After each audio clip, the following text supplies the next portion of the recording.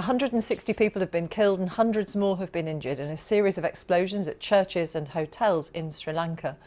It's now being reported that there have been 8 separate explosions across the country, all targeting churches and hotels. The attacks on churches took place in the country's biggest city, Colombo, as well as in Negombo and the eastern city of Batticaloa. At least 67 people are thought to have died in the attack on St Sebastian's Church in Negombo. The hotels attacked were also in Colombo. They include the 5-star Shangri-La, Cinnamon Grand and Kingsbury hotels. People were attending Easter Mass in the churches when the explosions went off. Sri Lanka's Prime Minister has condemned what he called a cowardly attack, and a nationwide curfew has been imposed. The government says 9 foreign nationals are among the dead. The BBC's Amin is at the scene of one of the attacks in Colombo. It's very early to say it, but even the police are not saying who is behind, but they cannot they're just guessing whether there is an international organization or the religious organization behind this, but it's still very early to say, and they are just investigating the matter. So even I just spoke to a government minister who came to this scene, and they said they have no clue, and they were never expecting, and there were no intelligence report of a attack like this. But President Maithripala Sirisena had ordered a special inquiry, and he has requested people to stay calm because there have been a lot of rumors spreaded about more attacks, and we have seen thousands of police officers, security officers around the country now in the roads, guarding the main places because they are fearing for more attacks. The BBC's Amin. Well, Akshat Saraf was on the 25th floor of the Shangri-La Hotel in Colombo with his wife and child when the explosion happened. He told us what he heard. So at that point, my wife, my daughter and myself were just, planning to go down for breakfast. By the way, the explosion apparently has happened on the breakfast floor, which is on the 3rd floor. From the 25th floor, we could hear 2 loud bangs, and the entire room was shaking, which is why we decided that, we should go down to the lobby, even though at that point we could not see much from a window. Once we got downstairs, I could see that, the emergency services had already arrived. It took me about 3 to 4 minutes to take the stairs from a high floor to the ground level, but by then all the ambulances, police, rapid action force, fire brigades were already deployed, and I could see a lot of guests being taken to different hospitals. I wouldn't be able to comment on the number of guests that were injured. I think a hotel representative would be the best person for that. However, there were casualties both for the hotel staff and the guests. Akshat Saraf, who heard one of the explosions. Well, the Archbishop of Colombo, Cardinal Ranjit, has condemned the attacks. He compared the perpetrators to animals. This morning, Easter Sunday, in 2 of my churches, St. Anthony's Church, Kochchikade, and St. Sebastian's Church, Katuapitiya, 2 bombs exploded, killing nearly 150 people from the initial statistics that have come to me. So it's a very, very sad day for all of us. I wish to therefore express my deepest sorrow and sympathy to all those innocent families that have lost someone, and also to those who have been injured and rendered destitute. I would like to call upon all to pray that all those who are injured may be healed soon, and that all these families who have lost someone may be consoled. I condemn to the utmost of my capacity this act that has caused so much of death and suffering to the people. I also like to ask the government to hold a very impartial, strong inquiry and find out who is responsible behind this act, and also to punish them mercilessly, because only animals can behave like that.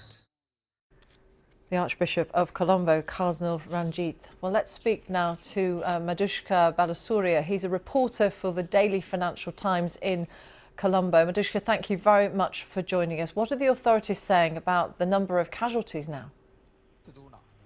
Hi, thanks for having me on the show. The number of casualties, I think the latest figure is 185. with a further 469 injured.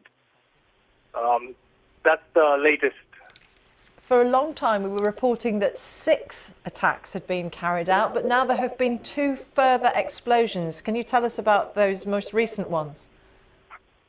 Yeah, so there were 6 for a while. Then the 7th took place at a hotel opposite or near the Dehiwala Zoo, where there were further 2 casualties there. Since then, there have been a further 2 explosions. So the explosions are now down to 9, up to 9, at the same housing complex in Mahabila. So there have been 2 explosions at this housing complex. So it's 9 explosions in total. We've had a statement from the Sri Lankan Defence Minister talking about a curfew. What's the thinking behind that? Okay, so the curfew, it was initially supposed to be from 6 p.m. to 6 a.m., which was roughly 2.5 hours from now. But just a little while ago, the curfew was brought ahead, and it is now in effect immediately. So if you just go onto the road, there are a bunch of vehicles that you will be seeing just sort of rushing home, people just trying to get home and get off the road. So there's a heavy police presence as well on the road. Yeah, the thinking behind it, just to answer your question, I think it's just to minimize casualties going forward for the time being, because they just don't know at this point how many more explosions there might be. What security arrangements and at what locations are the authorities trying to put in place? As it stands, there was quite a heavy security presence at all of the bomb sites, and at there has been security presence at religious institutions here and there, as well as intermittent. There are no checkpoints as such, but there have been. If you are driving along the road, you will see on and off just police in camouflage and army gear just standing around. So I think as the day wears on, we're likely to see more. So at the moment, not as much, but I think it might increase. You've been to the hotels and to the hospital to try to speak to people caught up in it. What were they saying about the moment those explosions happened? So I didn't get to speak to any eyewitnesses in the hospital area. However, having spoken to some of the hospital, it is quite unanimous in health, which they shouldn't take them. I never heard to somebody. I'm obviously sorry we're having problems on the line there, but we had a good conversation there with Madhushka Balasurya from the Daily Financial Times in Colombo. Well, our reporter Azam Amin is also in Colombo, and we can speak to him now. 9 explosions in total we're hearing. Azam, tell us what you're hearing there. Yes, I was just went to one of the places which was just a few hours, 10-15 kilometers away from my house. So it was a minor blast, but it was in a hotel, and police are suspecting whether there were 2 dead bodies inside that hotel. So they were suspecting whether the persons who were involved in these coordinated attacks, whether they blew up or something like that. So they were not exactly sure, but there are, it was in a small hotel inside a housing complex. So, and then there have been another attack which is in Dematagod, another Colombo suburb area with a lot of people, a kind of heavily populated area. So after that, the police have decided they were earlier planning to impose curfew from 6 p.m. but now they have decided to impose curfew immediately, because there has been some panic and people have been visiting these areas which have been damaged to see the church. When I was there were many thousands of people were visiting to see the church and to see what happened to their relatives who are dead, and who some of them are missing because there had been no access to the hospitals. So that is the situation. So the state there have been a security council meeting, and they are kind of going. The social media has been temporarily blocked. There have been WhatsApp, Facebook, because there have been a lot of disinformation being spreaded. There was information on a lot of attacks that have never took place were spreaded, and there were religious tensions also brewing up. So the government has decided that they will block or temporarily restrict Facebook, WhatsApp, those social media as well.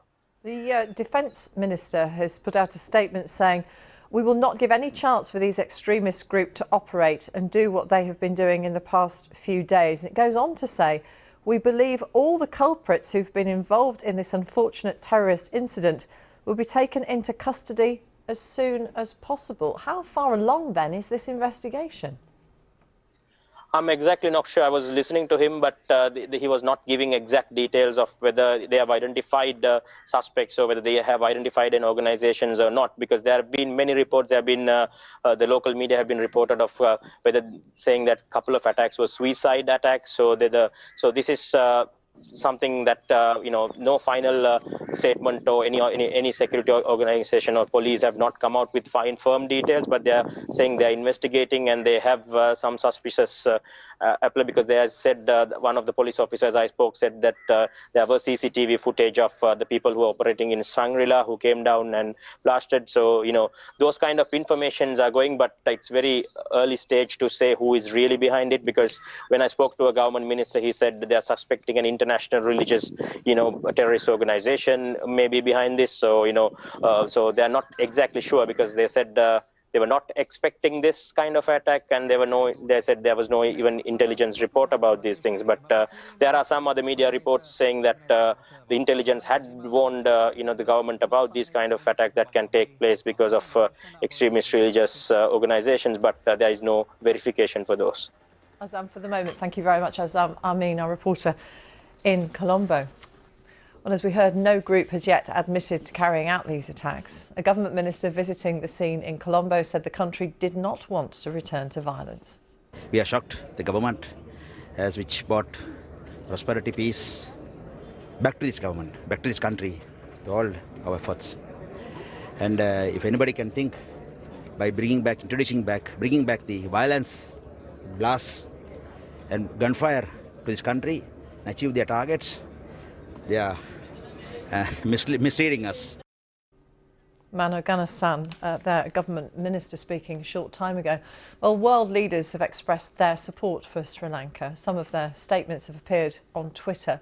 The Indian Prime Minister, Narendra Modi, has condemned the blast, saying there is no place for such barbarism in our region. Pakistan's Prime Minister Imran Khan says his country stands in complete solidarity with Sri Lanka in their hour of grief. The Australian Prime Minister Scott Morrison has condemned the attacks, calling them devastating and horrific. And there's been reaction here in Britain this morning. The Prime Minister tweeted to say the acts of violence against churches and hotels in Sri Lanka are truly appalling. My deepest sympathies go out to all of those affected at this tragic time. The Archbishop of Canterbury has tweeted saying, "On this holy day, let us stand with the people of Sri Lanka in prayer, condolence and solidarity as we reject all violence, all hatred and all division."